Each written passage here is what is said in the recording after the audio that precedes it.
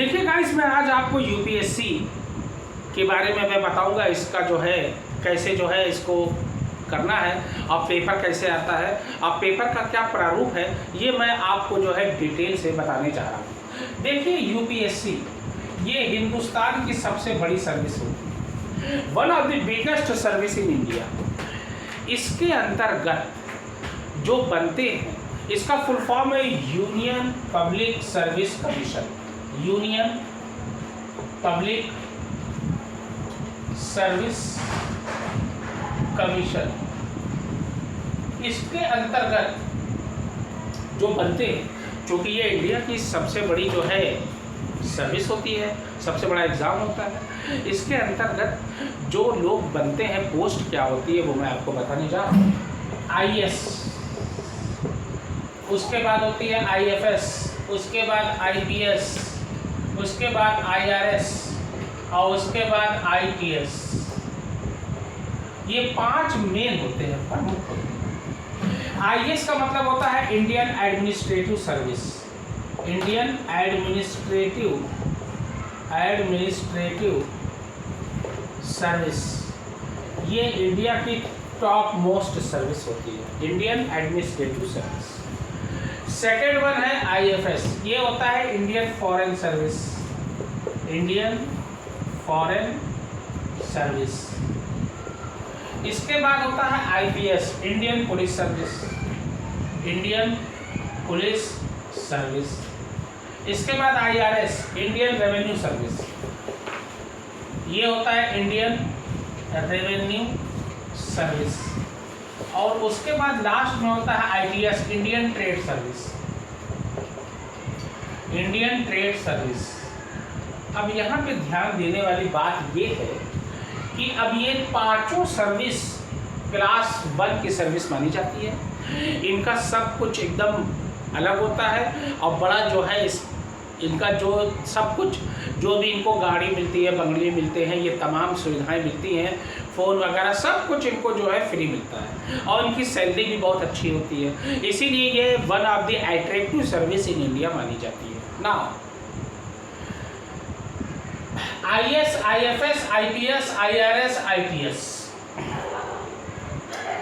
अब जैसे पहले टॉप मेरिट में, अब जैसे मान लीजिए 1000 वैकेंसी है तो टॉप 70 या 80 में मान लीजिए आईएएस हो जाते हैं। उसके बाद आईएफएस होते हैं, Indian foreign service. Indian foreign service में जो है वैकेंसीज कम होती है, नियर अबाउट 30, 35 या 40 होती है, हर साल देखा गया है, अमूमन ऐसा देखा गया है। तो इसमें जो है मान लीजिए 35 या 40 होते हैं। उसके बाद आईपीएस, ये मेरिट के हिसाब से होता है, जैसे मेरिट होगी टॉप 10, टॉप 50, 60 में आईएएस होंगे, 70 में, उसके बाद आईएफएस होंगे, फिर आईपीएस, फिर आईआरएस, ऐसे इस तरीके से जो है आपका ये बनता चला जाएगा। तो अब जो है इसमें क्या क्वालिफिकेशन है और इसकी एज की क्या है, ये सब लिमिट जो है मैं आपको बताने जा रहा हूँ, एज लिमिट और इसकी क्वालिफिकेशन। ना, इसमें जो क्वालिफिकेशन होती है ग्रेजुएट होती है, that's it. Graduate from any stream, किसी भी स्ट्रीम से अगर आप ग्रेजुएट हैं तो आपका हो जाएगा। उसके अलावा इसमें एज जो होती है वो मिनिमम होती है 21 ईयर्स और मैक्सिमम जो होती है 32 ईयर्स। ये मैं जनरल कैटेगरी की बात कर रहा हूँ, जनरल। और ओबीसी, एससी, एसटी में 35, 37 ईयर्स होती है मैक्सिमम, लेकिन मिनिमम 21 ईयर तो होती है, 21।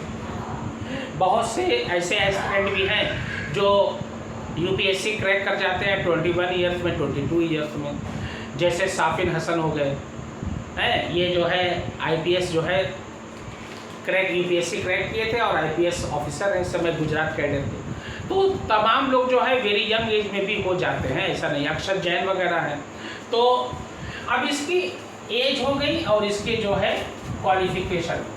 ना, सबसे पहले देखिए ये 3 चरण में इसका पेपर होता है। कई चरण में होते हैं? 3 चरण। पहला चरण होता है प्रीलिम्स। अगर आप प्रीलिम्स क्वालिफाई करेंगे तो मेंस में जाएंगे, और आप मेंस जब क्वालिफाई करेंगे तो उसके बाद पर्सनैलिटी टेस्ट होता है, यानी इंटरव्यू होता है, डेट दी फाइनल। उसके बाद रिजल्ट बनता है, उसके बाद जो है आपका सिलेक्शन हो गया तो उसके बाद आप लबासना जाएंगे। लबासना जो है लाल बहादुर जो है एकेडमी जो है वो है, वहाँ पर IAS IPS वगैरह की ट्रेनिंग होती है। हालांकि 3 महीने तक तो सभी लोग रहते हैं, उसके बाद 3 महीने के बाद IAS को रोक के बाकी लोगों को हैदराबाद और जहाँ भेजना है, जहाँ नागपुर वगैरह जो होती है वो ट्रेनिंग अलग होती है। तो अब इसका प्रीलिम्स में देखिए GS1 होता है और CSAT होता है। ये होता है, ये जो है ये क्या होता है, ये जो है एप्टीट्यूड टेस्ट होता है, ये बड़ा इंपॉर्टेंट रखता है। इसमें रीजनिंग आता है, मैथ्स आ जाती है, वही मैथ्स में रीजनिंग वगैरह ये सब आ जाते हैं, और इसमें जो है आपका जो पेपर रहेगा वो रहेगा। CSAT में आपको यहाँ ध्यान देने वाली बात है, GS1 ये जो है 100 क्वेश्चंस होते हैं। How many questions are there? 100 questions, और ईच क्वेश्चंस कैरी, हर क्वेश्चंस के कितने मार्क्स होते हैं? 2 मार्क्स होते हैं। इसका मतलब सिंपल मैथ है, 200 मार्क्स के हो गए। CSAT में क्या होता है, there are 80 questions in it, यानी इसमें 80 क्वेश्चंस होते हैं, और जिसमें से आपको 80 क्वेश्चंस होते हैं और ये 2.5 मार्क्स का होता है। Again simple math, 2.5 80 is equal to 200 marks, ये 200 मार्क्स के हो गए। यू हैव टू गेट, तुम्हें हर हाल में 33% पाना ही पड़ेगा। अगर आप 33%, अब ये क्वालिफाइंग होता है, इसमें आपको 33 मार्क्स 33% चाहिए आपको, 200 में 66 मार्क्स चाहिए, क्योंकि परसेंटेज जो है 100 से होता है। अगर 33% है, 33% है, तो 200 में कितना हो गया? 66। 200 में 66 अगर आप क्वालिफाई करते हैं, आप कर लेते हैं, तो आप क्वालिफाइड माने जाएंगे। उसके बाद अब ध्यान दीजिए, इसमें निगेटिव मार्किंग होती है, इसमें लड़के जो है बड़ा कंफ्यूज हो जाते हैं। What is negative marking and what is the procedure of negative marking? Now look at the black board. देखिए निगेटिव मार्किंग क्या होती है, इसमें 0.33%, अगेन कंफ्यूज एस्पिरेंट्स। अब 0.33 मार्क्स नहीं कटता है, 0.33% डिडक्ट होते हैं, इसका मतलब मार्क्स कटता है 0.66। अगर एक क्वेश्चन आपने गलत किया तो 0.66 मार्क्स आपके क्या हो जाएंगे? माइनस हो जाएंगे। इसको बहुत ध्यान से समझ लीजिए। उसके बाद अगर आप GS1 जो है आपने अच्छा कर दिया, उसके बाद दोनों मिला के मेरिट बन गई, और मेरिट में आपका सिलेक्शन अगर हो गया, तब आप आएंगे कहाँ पर आएंगे? मेंस में आएंगे। अब देखिए मेंस में क्या होता है, ये तो हो गया GS1 और CSAT प्रीलिम्स के लिए क्वालिफाइंग होते हैं। इसका मार्क्स आपके मेरिट में जब पूरी ऑल ओवर मेरिट बनती है तो इसके मार्क्स ऐड नहीं होते हैं, नहीं ऐड होता है। तो ऐड किसके होते हैं? मेंस के होते हैं, और पर्सनालिटी टेस्ट यानी इंटरव्यू के, तब उसी हिसाब से मेरिट फाइनल मेरिट बनती है, और उसी के बाद जो है फिर आपको ट्रेनिंग के लिए भेजा जाता है ना। ये हो गए प्रीलिम्स के। तो प्रीलिम्स में जैसे मान लीजिए कोई किसी स्टूडेंट ने सपोज दैट अगर 50 क्वेश्चन सही किए तो 100 मार्क्स हो गए, अगर 10 क्वेश्चन गलत भी कर दिए तो 10 जो है 6.6 यानी 7 मार्क्स उसके कम हो जाएंगे, फिर भी जो है उसके जो है 93 मार्क्स हो जाएंगे, सिलेक्शन लगभग तय मान लीजिए। अब इसके मेंस की बारी आ रही है, मेंस UPSC मेंस में। अब यहीं से देखिए आपकी मेरिट बनना शुरू होगी, यानी जिसके लिए आप फाइनल क्वालिफाइड होंगे, यानी आपको ट्रेनिंग के लिए भेजा जाएगा, आपका सिलेक्शन कंप्लीट माना जाएगा, यानी मेरिट यहाँ से बनती है। ध्यान देना, देखिए इसमें 7 पेपर होते हैं 9, लेकिन मैं 7 की बात करूंगा। 2 पेपर और होते हैं, लैंग्वेज पेपर होता है, जिनका जो है मेरिट से कोई ताल्लुकात नहीं होता है, वो सिर्फ क्वालिफाइड पेपर होते हैं, वो मैं आपको बाद में बताऊंगा। देखिए 7 papers are there in mains examination. सबसे पहले जो आपका पेपर आता है पेपर 1 एसे। पेपर 1 ये होता है एसे पेपर। अब एसे में देखिए आपको 4 एसे दे दिया जाएगा, you have to put only 1 essay, आपको एक एसे करना है। यहाँ पर भी 4 एसे दे दिया जाएगा और एक एसे इसमें से आपको करना पड़ेगा, यानी 2 एसे आपको लिखना ही लिखना है, एक इसमें से और एक इसमें से। कोई भी एसे दे सकते हैं भाई, पॉल्यूशन पे दे दें, पॉपुलेशन पे दे दें, या कोई भी ऐसे आप दे सकते हैं, कंप्यूटर दे, टेक्नोलॉजी बेस पे दे दें, कोई सा भी ऐसे आपको करना पड़ेगा। इसका मतलब 150 मार्क्स के ये रहेंगे और 125 मार्क्स के ये रहेगा और 125 मार्क्स के दूसरा ऐसे रहेगा। यानी टोटल कितने हुए? 125 250 मार्क्स के। 250 मार्क्स का ये पेपर 1 आपका होगा और you have to get 3 hours for that. यानी इसके लिए आपको 3 घंटे मिलेंगे। अब 3 घंटे में आपको दोनों ऐसे कंप्लीट करने हैं एनी हाउ। ये तो हो गया पेपर 1।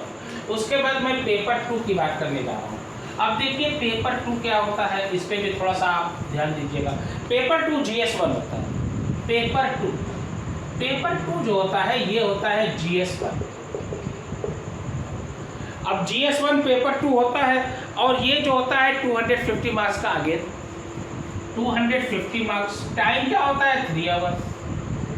250 मार्क्स का होता है। इसके अंतर्गत जो आता है, ये जो आता है इसके अंतर्गत, ये आता है Indian heritage and culture.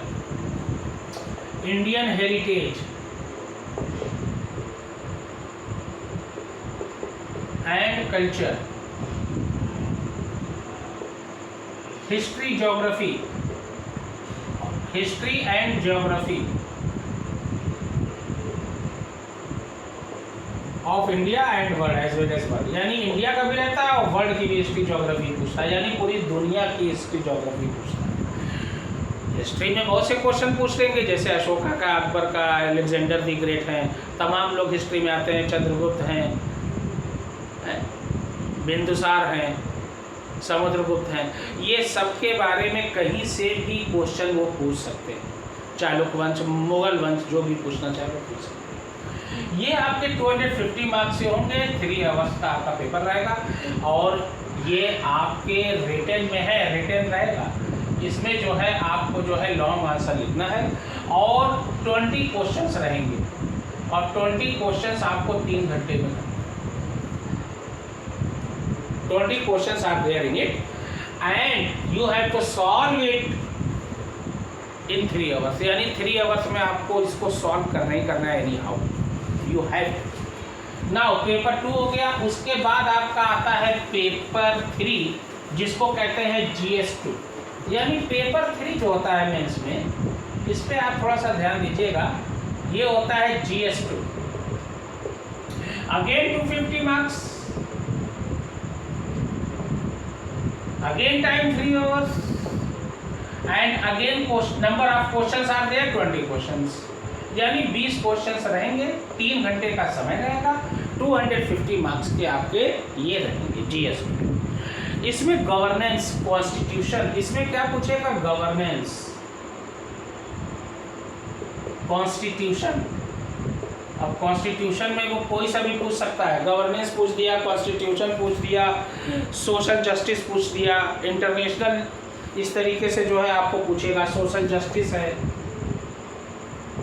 Social justice,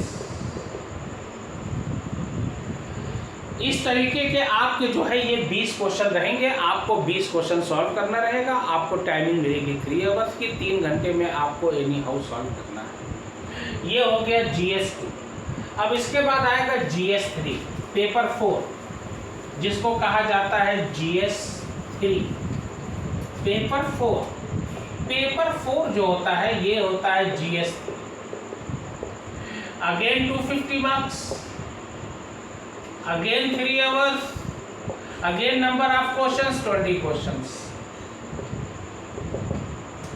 इसमें आपको ध्यान देने वाली बात यह है कि इसमें जो पूछेगा GS3 में 250 मार्क्स का रहेगा और इसमें जो पूछेगा वो बहुत ध्यान देने वाली बात है। टेक्नोलॉजी, इकोनॉमिक्स, डेवलपमेंट, बायोडाइवर्सिटी, इसमें टेक्नोलॉजी रहेगा, टेक्नोलॉजी, इकोनॉमिक्स,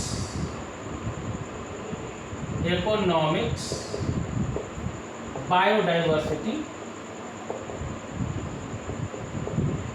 इस टाइप के क्वेश्चन जो है इसके अंतर्गत रहेंगे। Environment, security and disaster management. Environment या एनवायरमेंट कहते हैं, society, and disaster management. Disaster management, ये आपका जो है इसमें GS3 पेपर 4 में ये रहेगा। पेपर 1 ऐसे, paper 2 GS1, paper 3 GS2, paper 4 GS3।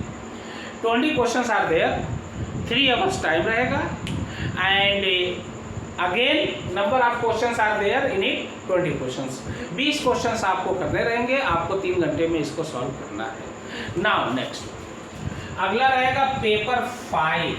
अब ध्यान देना, paper 5 is one of the most important paper in it. Paper 5 जो रहेगा, पेपर 5 जिसको कहते हैं GS4, again 250 marks, again timing 3 hours. अब इसमें नंबर ऑफ क्वेश्चंस जो रहेंगे उस पर ध्यान देना, 12 रहेंगे। इसमें घटते बढ़ते रहते हैं, ज़्यादातर आमतौर से 12 क्वेश्चंस इसके अंदर पूछता है और ये होता है एथिक्स। एथिक्स, अब यहाँ पे बहुत सारे लड़के ये नहीं समझ पाते हैं ये एथिक्स क्या है। एथिक्स का मतलब होता है कि आपकी नैतिक गुणों को देखा जाता है, मानवीय गुणों को देखा जाता है और आपकी नैतिकता के आधार पर क्वेश्चन पूछा जाएगा। एक तरीके से समझ लीजिए मोरल एजुकेशन। और एप्टीट्यूड टेस्ट भी रहेगा इसमें, थोड़ा एप्टीट्यूड बेस्ड इस पे क्वेश्चन जो है इसके अंतर्गत जो है रहेंगे और इंटीग्रिटी से भी रहेगा। इसका मतलब ये रहेगा कि एथिक्स से खासकर मानवीय गुणों मूल्यों के बारे में आपसे पूछे जाएंगे इस बार। इसमें यूपीएससी ये देखता है कि आपके मानवीय गुणों की जांच करता है वो, कि क्या आप में ऐसी गुणवत्ता है कि आप जो है अपने आचरण से, आचरण वगैरह आपका देखा जाता है, आप सभ्य हैं कि नहीं है, कि असभ्य हैं। तो उसकी जांच परखने के लिए आपके जो है ये क्वेश्चन दिए जाते हैं और आपको जो है इस क्वेश्चन को आपको सॉल्व करना है।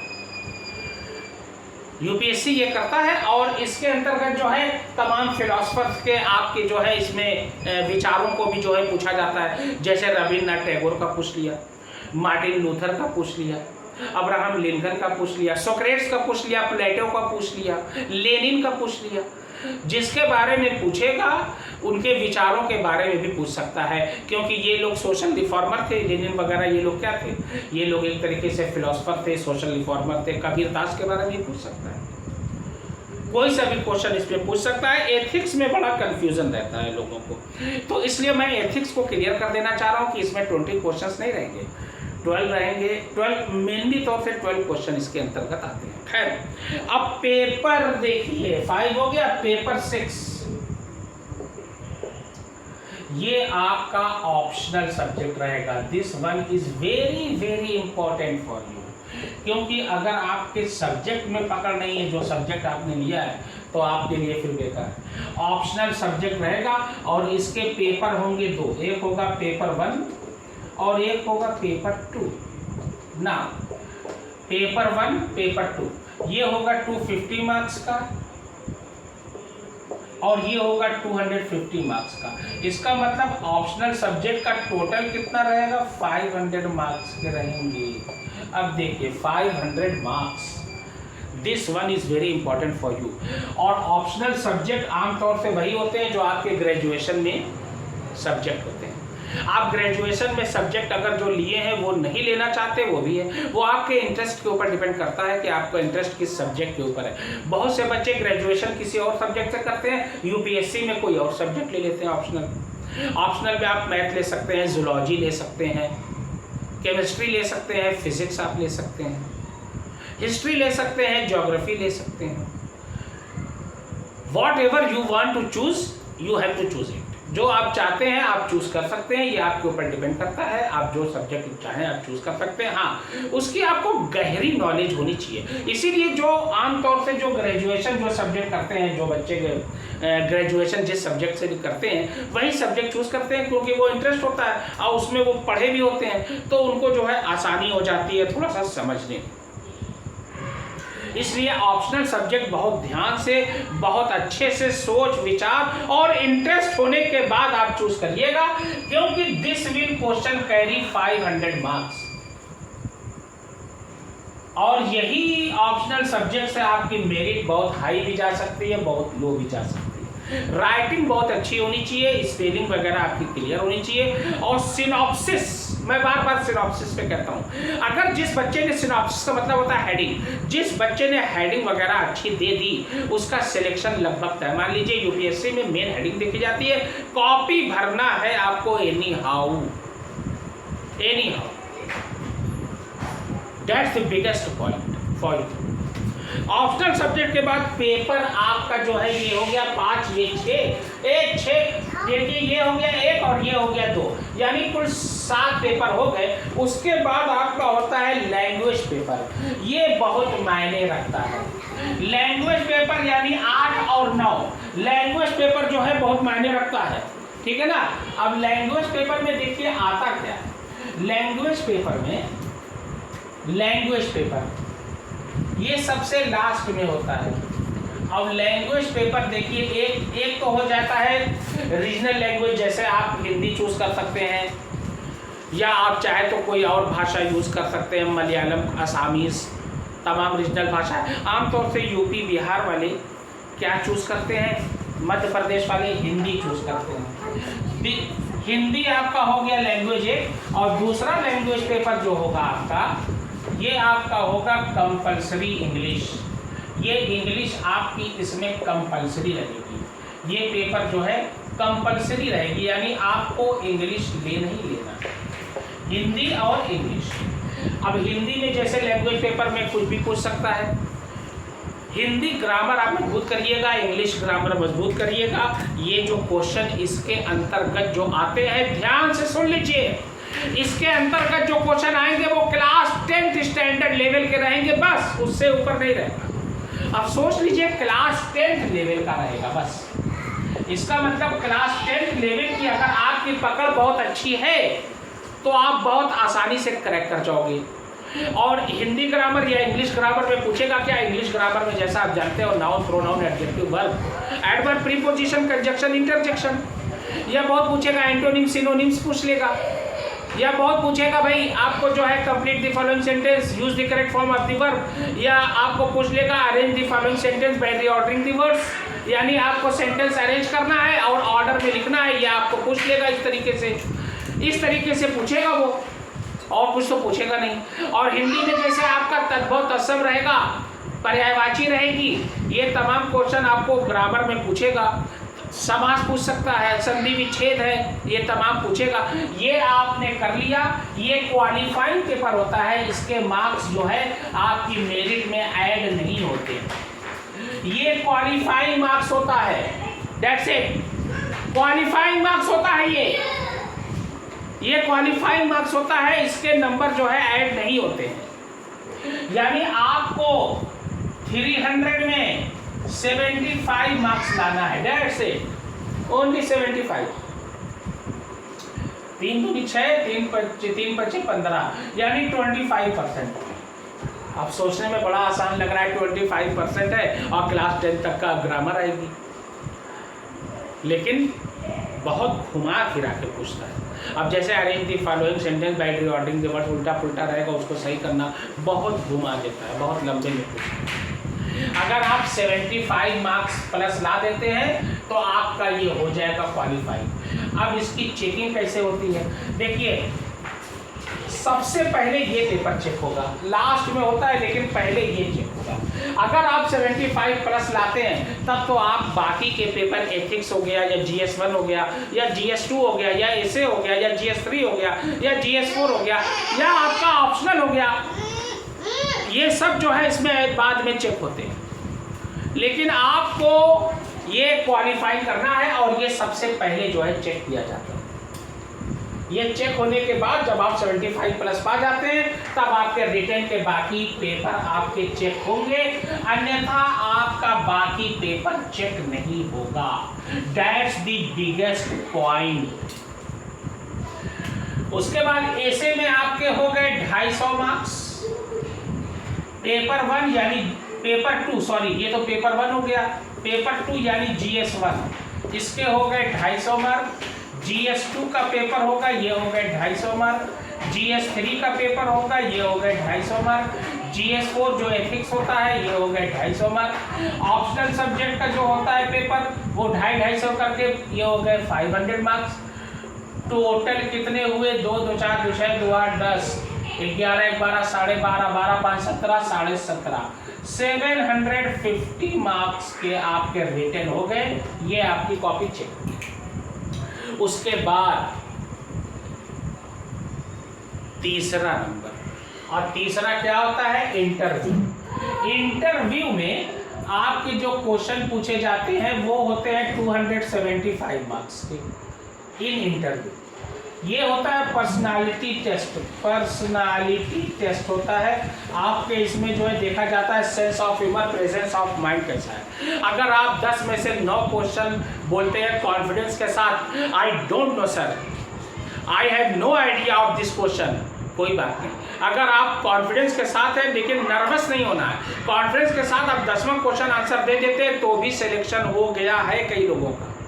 इसलिए वहां पे कॉन्फिडेंस लेवल, आपका sense of humour, presence of mind, ये लेकर आप बैठोगे, ऑलराउंड डेवलपमेंट आपका होना ही होना है और आपका सिलेक्शन कंफर्म है। और लैंग्वेज पेपर 75 मार्क्स आपको लाना है। आप क्लास 10 तक के स्टैंडर्ड के आपके क्वेश्चन रहेंगे, चाहे वो noun, pronoun, adjective, verb, adverb, preposition, conjunction, interjection रहे, चाहे फ्रेज रहे, चाहे एंटोनिम्स, चाहे सिनोनिम्स रहे, चाहे वन वर्ड रहे, चाहे सब्स्टिट्यूशन रहे, चाहे कंप्लीट द स्पेलिंग रहे, कंप्लीट द फॉलोइंग सेंटेंस रहे, या arrange the following bye reordering the words रहे, ये सब कंपलसरी इंग्लिश में है और ये सब आपको करना है। कॉम्प्रहेंशन बेस्ड भी रहता है, मतलब पैरा दे देगा और नीचे क्वेश्चन दे देगा, उसका आंसर आपको छाट के लिखना है। इसीलिए क्लास 10, 11, 12 में comprehension type question UP board या सीबीएसई बोर्ड या आईसीएसई बोर्ड में पूछे जाते हैं ताकि वो प्रैक्टिस बनी रहे। That's it. तो ये हो गए 250, 275 और 750 में 275 ऐड कर दिया, 5 7 5 12, 7 to 9 और 110 और 2025 में आपकी मेरिट बनेगी। That's it. और 2025 में अगर आप 1000 नंबर से ऊपर पा जाते हो, 1000 के 900 के आसपास भी पा जाते हो, उससे ऊपर आपका सिलेक्शन मस्ट है। अब मैं 50% पे तो सिलेक्शन पक्का है। अब इस बार जो जिसने टॉप किया है 2023 में, आदित्य श्रीवास्तव ने जो है 2023 में यूपीएससी में टॉप किया है। 2023 में उनका 57.8% था टॉपर का, मतलब आधे से थोड़ा ज्यादा 7%। अब आप सोचोगे यार 57 में टॉप कर गया तो बाकी लिस्ट बनी होगी तो 45, 46, 50, हाँ ये सबको 50 तक से ज्यादा नहीं। लेकिन क्वेश्चन थोड़े हार्ड होते हैं। लिखने की प्रैक्टिस, स्पीड और राइटिंग, मैं शुरू से बच्चों से कहता हूँ, क्लास 10 वालों से, 12 वालों से हमेशा से ही कहता आया हूँ कि स्पीड आप बढ़ाइए, राइटिंग आप सही करिए, यूपीएससी में आपको कोई भी क्वालिफाई करने से रोक नहीं सकता। और नॉलेज आप बनाए रखिए, मेंटेन कीजिए। इसके लिए सबसे बेस्ट आती है बुक लक्ष्मीकांत की। मैं गाइड तो यही करूंगा, लक्ष्मीकांत की बुक अगर आप उससे पढ़ते हैं और एनसीईआरटी की क्लास 6 to 12 ये पूरी एकदम रट डालिए, एकदम रक्त में उतार लीजिए।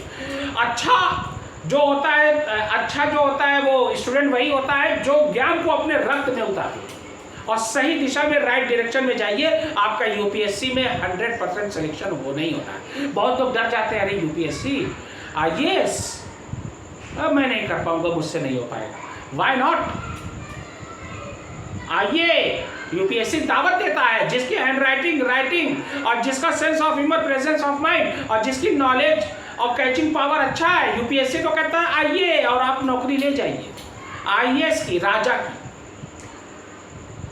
तो ये 2025 में मेरिट बनती है, उसी हिसाब से सिलेक्शन होता है। उसके बाद टॉप 60 या 70 में आईएएस, उसके बाद आईएफएस, इंडियन फॉरेन सर्विस, जो विदेश में राजदूत वगैरह होते हैं, जो बन के जाते हैं, तमाम दुनिया आप कहिए एम्बेसडर बन के जाते हैं ना, उनका पावर ही अलग होता है। आईएफएस, इंडियन फॉरेन सर्विस, या आईपीएस, इंडियन पुलिस सर्विस, जैसे DSP, SP, SSP, DIG, IG, ADGP, DGP तक बनते हैं।